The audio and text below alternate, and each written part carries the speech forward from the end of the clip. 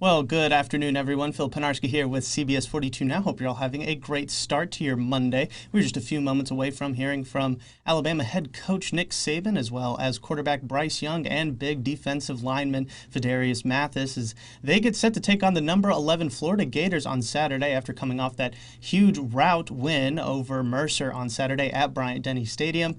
We do expect to hear from the coach momentarily. The press conference was scheduled for noon, but we expect to see them in just a few short moments. Again, you will see the entire press conference live right here on CBS 42 Now. I do want to encourage everybody to head on over to our website, cbs42.com, to get the latest breakdown of Saturday's big win, as well as the lead up to the highly anticipated game in Gainesville, as the number 1 Crimson Tide will be taking on the number 11 Florida Gators. And it will be interesting to see and hear from Coach Saban. As you may have seen watching the game, he did seem very passionate, very fiery for the team, despite the 48-14 beatdown of the Mercer Bears on Saturday. So it'll be interesting to see the comments Coach Saban has to offer. We'll also be hearing from Bryce Young, who had another fantastic day throwing the ball, throwing for 3 touchdowns and 227 yards. Didn't even play the entire game. Some of the backups, like Paul Tyson, got into the game and finished off the huge win.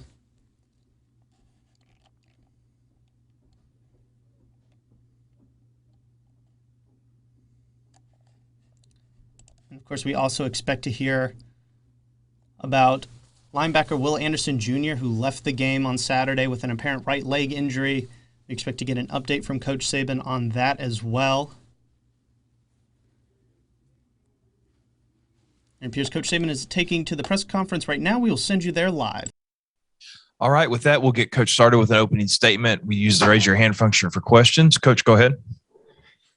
Well, I think in reviewing the last game, I think there's a lot to learn from the last game. I think the number one thing is, when we did things correctly, when we executed fundamentally, when we played with good discipline, we had really good success. And that was a little bit too inconsistent in terms of us being able to stack positive performance, play in and play out, in the game. Made a couple of mistakes on defense and gave a couple big plays up that led to their scores. And offensively, we made a lot of good plays, but we also had, too many plays that, were not executed exactly like we wanted. And the result was not always positive. I thought we made some plays in the kicking game, which, blocking a punt, scoring a touchdown, had some positive returns, and especially in punt returns. So there's a lot of good things, in the game. But I think consistency and performance is really what we need to work on in terms of maintaining intensity, staying focused, playing with more discipline, eliminating penalties and poor, full speed decisions that, are resulting, in penalties. So, you have the players of the week. Obviously this is the SEC opener for us against a very good, top 10 Florida team who we have a tremendous amount of respect for. Obviously looking forward to that challenge, playing on the road, in a difficult place to play. But from an injury standpoint, Will Anderson has been very encouraging. I'd probably take a day off today. He is kind of day to day, but we feel a little more encouraged than maybe after the game. So we'll just see how, he progresses through the course of the week. Dan Mullen has done an outstanding job wherever he's been the coach. He did a great job at Mississippi State. Obviously they won the SEC East last year. Excellent coach, does a great job of utilizing the personnel that he has some really talented guys on offense, really good running backs. Both quarterbacks using the 2-quarterback system are very capable passers, as well as making plays with their feet, whether it's quarterback runs, play action passes, whatever. And they have, they just got good players. Our offensive line is, improved, and better this year, playing better, in my opinion. That's why they're like second in the nation in rushing, which is going to be a real challenge for us. And then not allowing big plays when you're trying to stop the run. Defensively, Todd always presents challenges. He's really good defensive coordinator. They've got good players. They play hard. They play together. So we're going to have to do a good job of executing, offensively as well. They've always got great team speed, so their special teams are good. They have good specialists. I think their punter is one of the top guys in the country. So all around, this is a very good team. It'll be a very challenging game for us. And, so we need to have great focus this week and great preparation. We'll start with Mike Rodak. Mike, go ahead. Just how would you evaluate the running back position so far this season, especially some of the younger guys behind Brian? I think they've done well. I think that, we missed a couple reads, in the game. We could have had much more positive plays, cut some things back that we shouldn't have, didn't hit it downhill when we should have. But I think these are the things that I'm talking about that are good learning experiences for these guys. But, Jay's played really well in the game, and, Trey and Roy Dale are both getting more and more experience. So I'm kind of pleased with the way those guys are coming along. We'll go to Cecil. Coach, mine is two parts. First, they've used two quarterbacks, and do you prepare differently for each one in terms of their skill set? And second, you had two players out in the secondary, Job and Armour Davis. Just wanted an update on. Yeah. First of all, they do have a two quarterback system. I don't think you prepare differently. Both guys have ability to make plays passing, and they run the same sort of quarterback runs with both guys, and both guys are very talented in both areas. So, when the quarterback can run and they run quarterback runs, it's almost like playing against Wildcats. So they've got an extra blocker, but they also have the ability to make big plays in the passing game, which they've made, and been pretty efficient in the passing game. So it's more challenging when you play against, guys, and both guys are very efficient, effective passers as well as runners. He also has. Yeah, both guys are expected to practice today. We'll kind of see, where they are at practice and how they develop through the course of the week. Aaron Suttles, go ahead. Throughout fall camp, there was a competition there on the offensive line at center. How do you sort of evaluate how Darian has played, and how's Chris done at right tackle? I think both guys have done fairly well. And, we just got to focus on improvement and development of more depth, in the offensive line, which we tried to get a few guys in the game last game to try to get them some experience. But I think both guys have played well. I think both guys will probably tell you that there's things that they could do better. And I think both are probably focused on, trying to get those things corrected so they can play better. Go to John Zener with the AP. Yeah, Coach, could you kind of evaluate how your defense has performed the last couple games? I know there's some things to clean up, but just how it's played so far. Well, I think at times, if you look at how we played in the first half, I guess we're giving up 3 points in two games in the first half, and, giving up, 14 and 10 in the second half. So I think we have to sustain consistency in performance. We gave up the 61-yard touchdown in the last game, which was kind of a coverage error on a couple guys' part, and we had a total bust when the twos were in there that gave them another touchdown. But I think at times we've played really, really well. I just think it's the same song, consistency and performance. Can you play for 60 minutes in a game? Can you sustain your performance for 60 minutes in a game? And so that's kind of what we're focused on and what we're trying to get our players to do. Go to Charlie Potter. Hey, Coach, you talked about playing in a hostile environment. When you have a quarterback that's making his first road start, just what advice do you give him to help him play better? Well, I think we got a little taste of that playing in Atlanta, even though it wasn't the crowd noise probably there that we'll have this week. Just got to play with poise, and that's one thing that Bryce has done in both games is he's been able to keep his poise. He's able to stay focused on doing things that we need to do, but I think it's the entire offense that has to be able to keep their poise in these situations, whether it's silent snap count or whatever we have to do to be able to operate. I think we have to do it as a unit. And I think it starts with the quarterback, but he has shown really good poise so far this year. We'll go to Michael Casagrande. Yeah, in general, you've talked in the past about the progress between week 1 and week 2. After you watched the film of Bryce, what did you see in terms of the progress, the little things that he did? Well, I think Bryce has played well in both games. I don't, like I keep saying this, how did the players around him play? And that's what I think we need to continue to improve on, the overall timing in the passing game, efficiency in runs and RPOs and the things that, we try to tie together in our offense. I think it's the entire unit that has to grow and develop. And, we're making progress. We're not probably there yet, but we're making progress. But I think, Bryce played well in the first game, and I thought he played well Saturday. Go to Nick Kelly in Tuscaloosa.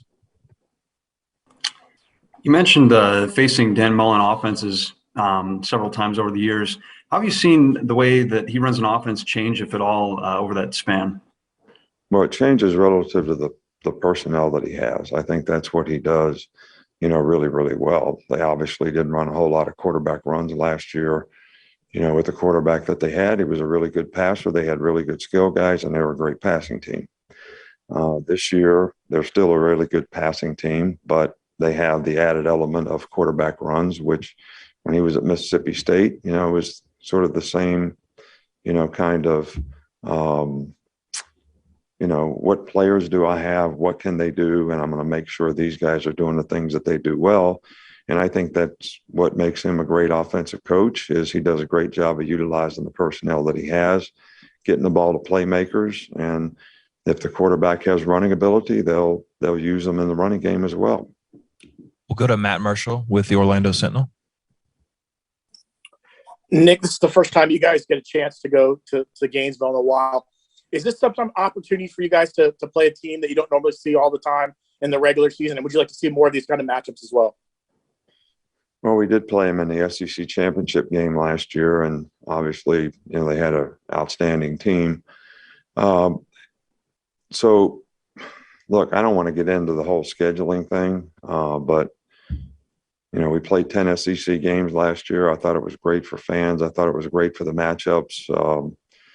I've always been one that advocated playing more SEC games in the regular season so that every player and every program would have the opportunity to play every team in the SEC. So, to answer your question, yeah. Okay, we'll go to Tony Tsoukalas. What allows Bryce to perform so well when he's under pressure, when he's pressured by the defense? Just what have you seen allows him to do so well in that situation? Well, I first of all, I think that, he's got a really good feel in the pocket, moving in the pocket and sort of, moving away from the rush, stepping up when he needs to step up. He's very quick feet. He's got a quick release. He gets his feet back underneath him so that he's throwing the ball on balance and accurately. And then, he's a very bright guy, so he really understands how the other team is trying to pressure and tries to protect himself with the plan that we, try to put together as coaches so we can protect them. And but you got to be able to implement it in the game based on, what you're seeing. And, he's done a really good job of that to this point. Okay, and Coach, we got time for one more. We'll finish up with Steven. Coach, just what's your assessment on the backup quarterback job, and is there a defined number 2 guy behind Bryce right now? Well, I think that we're trying to get both guys experience because I think that both guys have ability to do certain things. And, maybe if something happened to Bryce, would maybe use both guys' skill set, to help us at that position. So I know that doesn't necessarily answer your question, but right now Paul is the second guy, and Jalen is a developmental guy, but doing things that he does well is the best way I guess I could answer that. All right, Coach. Thanks for your time. Thank you.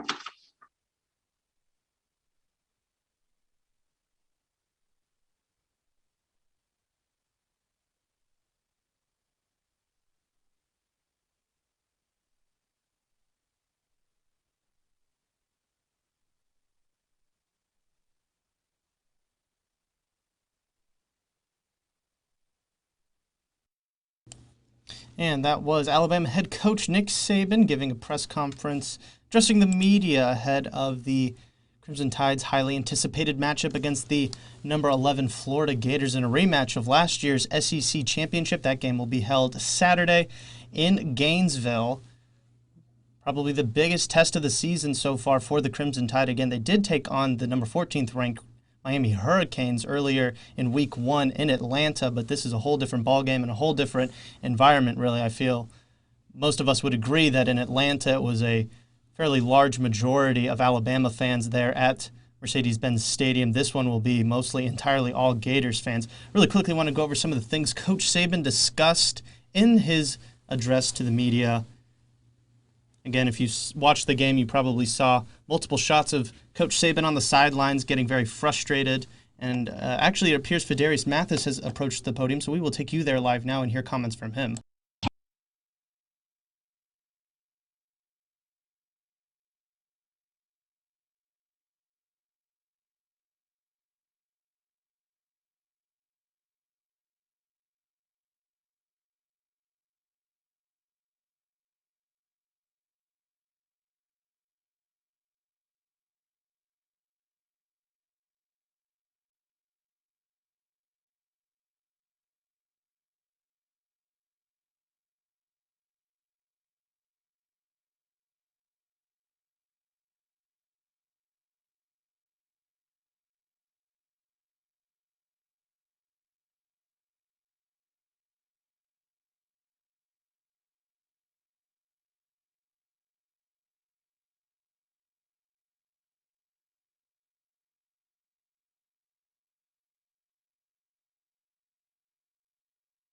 But the defense still gave up 46. Do you guys think y'all are better since then? Does that still, just as a defense, does that kind of game motivate you? Because the defense doesn't want to be in shootouts like that. I think we just as good as we can be when we playing all together and we doing the right things, counseling out all the minor errors and just playing together as a defense, we can be good. But once we get sidetracked and worry about the wrong things, everybody not focused, we can have a little struggle. So I think just going into this game, everybody got to be on the same page and playing together. Michael. Yeah, what looks different against Florida's offense this year as opposed to last year? What about them looks different? We really haven't watched much film. It's Monday. We got the 24-hour rule, so today we start on those guys. So it's nothing really I can't give you just yet. Steven.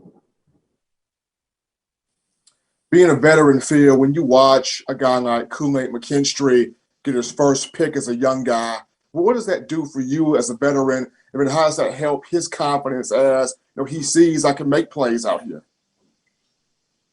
That's a big question. I think Kool-Aid, man, he brings a lot of energy. I love his swagger, and for him to step up when he got his chance to, I think he took on that role and did good with it, and I'm excited for him. Mike. And Nick Saban kind of took issue with the way you guys were practicing last week. Just how much of a difference did you notice from the first week to last week, and how can that change this week going forward? It just starts with the leadership.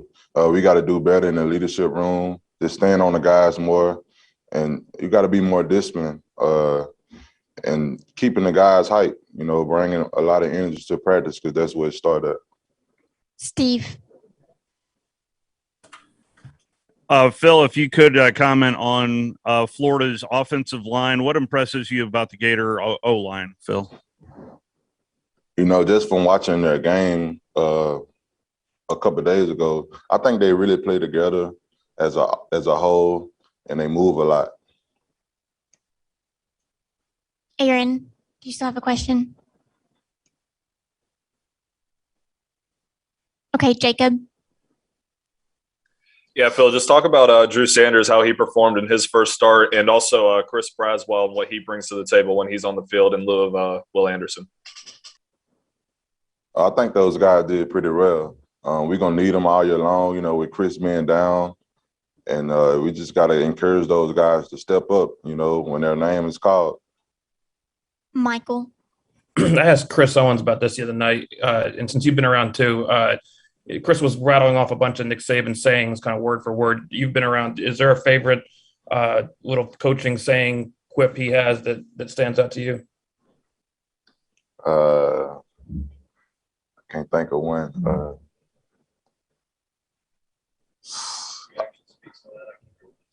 Oh, yeah. Your actions speak so loud, I can't hear what you say. Yeah, that's a good one right there.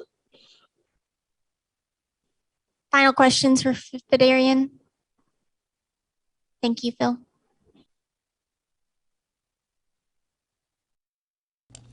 And that was defensive lineman Fidarius Mathis. As again, we are live from Tuscaloosa. This is a press conference with the Alabama Crimson Tide as they get set to take on the number 11 Florida Gators. As you just heard from the press conference, we will be hearing from quarterback Bryce Young in just a matter of moments. Again, we heard from Coach Saban earlier and just heard from Fidarian Mathis. After Saturday's big-time rout against the Mercer Bears at Bryant-Denny Stadium, this upcoming game will be Saturday against the Florida Gators, as I mentioned, in Gainesville. That game can be watched right here on CBS 42. That game begins at 2:30 again on Saturday. Be a matchup of the number 1 Crimson Tide against the number 11 Florida Gators. Again, we are just a few moments away from hearing from quarterback Bryce Young, who had another outstanding game on Saturday. He threw for 3 touchdowns and nearly 300 yards. Didn't even play the entire game, as it was basically a rout. The Crimson Tide defeated the Bears 48-14. And they are the heavy favorited number 1 team in the country right now. Again, it'll be all be tested really on Saturday against the Florida Gators. It will be their really big time, probably their toughest test of the season, I would say. I know Miami was ranked 14th coming into that week 1 matchup in Atlanta, but playing in Gainesville compared to a neutral site stadium in Atlanta will be a totally different test, especially for Bryce Young, who we'll be hearing from in just a few short moments. And again, you will hear his entire addressing the media right here on CBS 42 now in its entirety, and you can also find a recap of this entire press conference as well over on our website, cbs42.com. And while you're there, you can be sure to check out all the latest college football news regarding the teams in Alabama. Again, the UAB Blazers took on the number 2 ranked Georgia Bulldogs on Saturday. Did not end the way Blazers fans wanted, but we do have a recap of that, as well as Auburn's 62-0 win on Saturday as well. And of course, probably the big game from a school in Alabama was that Jacksonville State last-second walk-off win in Tallahassee against the Florida State Seminoles. What a game that was. We have the latest on that as well over on our website, cbs42.com. And make sure you download the CBS 42 News app. That way you can get notified whenever we do have events like these press conferences, and also get live score updates right there in the palm of your hand. And it appears Bryce Young has approached the podium, so we will send you there live now. Hey, Bryce, a phrase that Coach repeated a few times during his time was sustaining consistency and performance. I just want to know how you kind of interpret that phrase and how you apply it as a leader with your teammates in conversation. Yeah, that's definitely a big thing for us. I feel like we as a team, obviously we have the potential to do a lot of good things, and I think a big thing for us is how we, like Coach Saban said, is how we maintain it, how we sustain it, how much we keep pushing, how consistent we can be. And I think that's a big theme for us as a team. Steven. Bryce, when did you notice that JoJo Earl, this can be a pretty special wide receiver right here? Yeah, really right when he came in. He came in, he came in right before the season. He wasn't an early enrollee, but even then he came in with a really professional mindset. You can always tell how someone attacks, really the time away before we start practicing. He came into the first practice with good knowledge of the playbook. You can tell he was studying, and that's something that really caught my eye and a lot of people's eyes. And then, when you get out there and you get to rep against our defense, when we start practicing, he was making plays, and he looked really good. So JoJo's someone that, we're all really excited about. We're excited to see how he develops. Charlie. Hey, Bryce. So this will obviously be your first true road start as Alabama's quarterback. Just what's the most important thing for you? And Coach Saban talked about your poise. Just how important is that in terms of just getting the communication to all the guys around you? Yeah, that's always important when you go into a hostile environment like we're going to go into this weekend. We know the environment we're going to go into. We know the challenges ahead of us, and us all as an offense and us as a team being on the same page is going to be really big for us. We have to make sure we're communicating well, make sure that through the week that we're getting the reps we need to get so that we're prepared for Saturday. So that's something that's going to come and develop, and something we're going to really be emphasizing this week. Michael. Too quick, if I could. Have you ever played in an environment anywhere approaching what you'd expect to see down in Florida? I wouldn't say so. I mean, this is a really, again, we know the challenges that that are in front of us this weekend. We know how hostile the environment is going to be. For me, it's, and really for everyone on the team, it's something that coach is going to prepare us for, something that coaches, something we're not taking lightly at all. And we know that we have to work on making sure that we have everything right during the week, making sure that we're good in our communication, and making sure that we have everything repped well during the week. So, we know the challenges ahead.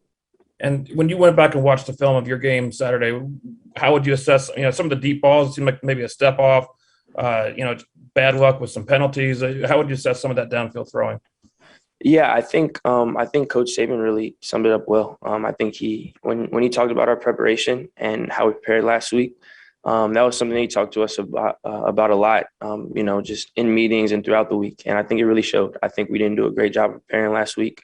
And I think when we don't prepare and we don't push ourselves to be as good as we can be during the week, then, mistakes start to come up. And I don't feel like as a team, we're very proud of what we put on film this weekend. And, that's something that we have to, acknowledge, watch, learn from, and make sure that we're growing this week and making sure that we're preparing and pushing ourselves during practice. Aaron. Bryce, the chemistry between a center and his quarterback is really important. In that regard, how's that going with Darian? Did it hinder that development when you were working with multiple centers in the fall? No. And does he know where you like the ball in the shotgun and all that? I mean, how many reps does that take to kind of perfect? Yeah, it takes a lot of reps on the field. And with whatever rotation we had up front, there was never really any issue chemistry wise. I'm tremendously lucky to have one as good of a O-line as I do, but also one that works really well together, communicates well together. Like, I don't think people understand how rare that is. And for me to, be able to have that up front, that really made, the transition of whether we were rotating or shuffling, really any positions, it made it really seamless for me. And they do a great job of communicating. We're, us as a unit, we make sure that we're always on the same page. So there was really never any real issues with communication. Tony. Bryce, you've had a lot of success when you're facing pressure in the pocket. What's going through your mind when the kind of walls come closing in on you a little bit? Yeah, I think, that's really, I guess in the moment, it's not really something you feel. You always have a specific read or a specific thing you're looking for each play. There's always a pre-snap and a post-snap process that I'm going through. And really that doesn't change. I think that's kind of what we work on, what we practice, and, what we've been taught here is, you have to make sure that, you can keep your eyes downfield and make sure that you know what's going on. And, anytime there's immediate danger to where you have to move, that's kind of a reactional thing. But, when there's stuff closing in, you have to make sure that your eyes are downfield and make sure that that isn't really affecting you. Haley. Bryce, the word poise has come up multiple times whenever people are talking about you. Even in these media sessions, when you're answering questions, you're so put together and so poised. Where does that come from, and how do you kind of maintain the ability to be such a great quarterback, a great speaker, and all that stuff? Well, I appreciate it. Thank you. There's definitely times that, I feel like there's a lot of improvement that I can have in that area. But, it's really a culmination of a lot of things. I think off the field, it's a lot about how I was raised. I was blessed to have two great parents that have raised me really well. And, to this day are people that, that I get to lean on. And that's a real blessing. And, on the field, I think it comes with reps. I think it comes with preparation and intensity in practice and, in times that aren't the Saturdays. And I think that's where really the poise comes from, because I think it's really a product of your confidence. And therefore, I think that confidence is a product of preparation. Cecil.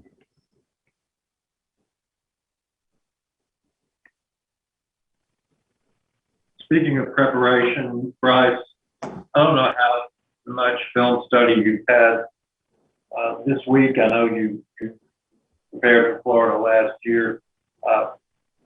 What stands out to you about their defense?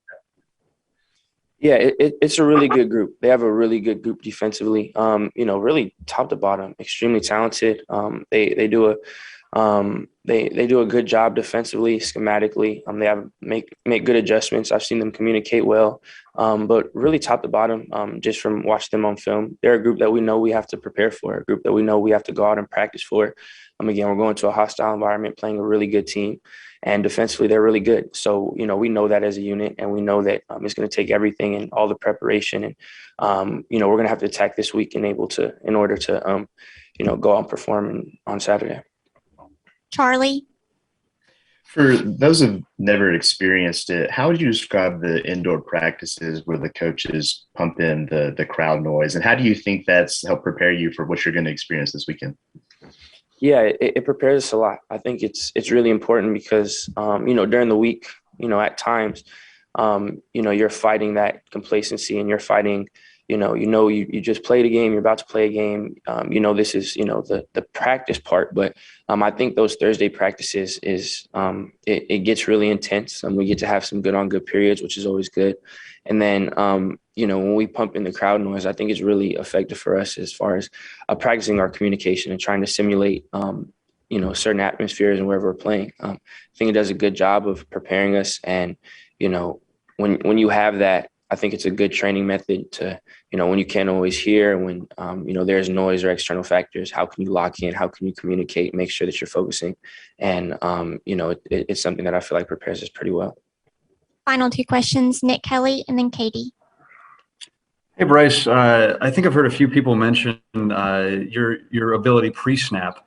Can you describe as a quarterback what it takes to succeed before the snap and in diagnosing things, and just what's led to your success in moments that's worked out well for you? Yeah, a lot of preparation. I think that's a really big thing. We have a tremendous staff that does a great job of talking to us and making sure that we're on the same page.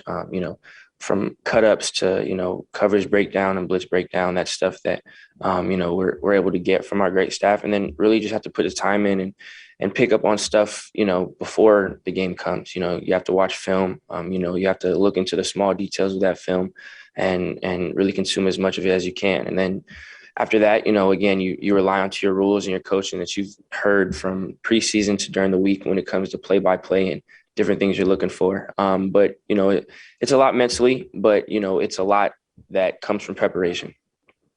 Katie. Bryce, what do you remember about last year's SEC championship matchup with Florida and kind of watching that quarterback battle unfold between Mac and Kyle Trask from the sidelines last season? Yeah, I think it was great for me to be able to watch that, be there and be able to learn, two quarterbacks playing really well, two teams playing really well. Last year, I felt like it was just, it was a back and forth battle. You can definitely see the heart they showed, the resiliency they showed. They fought to the end. They were a team that was really, really good last year. And again, a team that's really, really good this year. So for me, being able to see that, was a really good learning experience for me. Thank you, Bryce.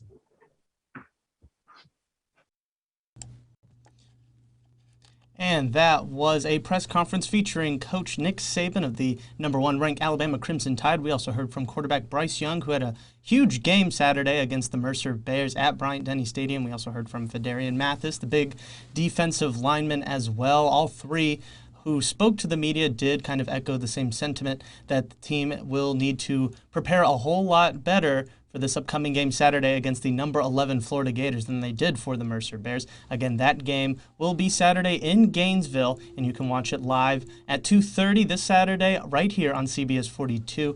I do want to echo some of the things that were mentioned. Probably the big question mark there, of course, was that scary injury to Will Anderson Jr. in the Mercer game on Saturday. Coach Saban says that it is encouraging that he appears to not be as injured as they thought right after the game. He says that he is day to day, and they will see how he progresses throughout the week and determine whether or not he will play against the #11 Florida Gators. We did hear from Bryce Young, as he mentioned towards the end, how cool it was seeing that SEC championship last year. Again, this game Saturday will be a rematch of the SEC championship from a year ago, except this time it will not be in Atlanta. It will be in Gainesville, Florida, on the Gators' home turf.